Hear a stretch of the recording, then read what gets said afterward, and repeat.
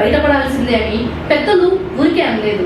ఈ మాటను అక్షరాల నిజం చేస్తూ అన్నమయ్య జిల్లా మదనపల్లిలో ఒక అద్భుతమైన సంఘటన జరిగింది. నిజాయితీగా పనిచేసే వ్యక్తిపై నిందలు వేస్తే చివరికి విజయం ఎవరిని వరించిందో తెలుసా?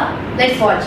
అన్నమయ్య జిల్లా కురుబంక గ్రామ సర్పంచ్ పసుపులేటి చలపతి గారిపై గతంలో నిధుల దుర్వినియోగం అంటూ కొన్ని ఆరోపణలు రావడంతో అధికారులు ఆయన చెక్ పవర్ ను తాత్కాలికంగా నిలిపివేశారు.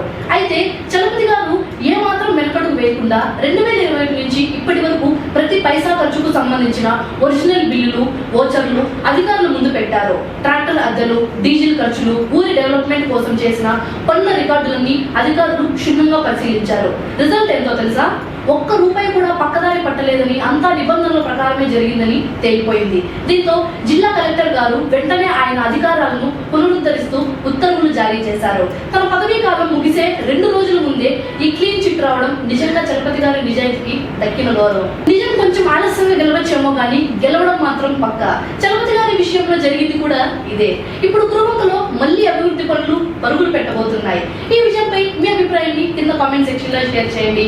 ఇలాంటి మరిన్ని ఇంట్రెస్టింగ్ అప్డేట్స్ కోసం మన రన్ టీవీ తెలుగు ఛానల్ ని సబ్స్క్రైబ్ చేసుకొని ఫాలో అవ్వండి. See you in the next video. This is your Shakir Priya.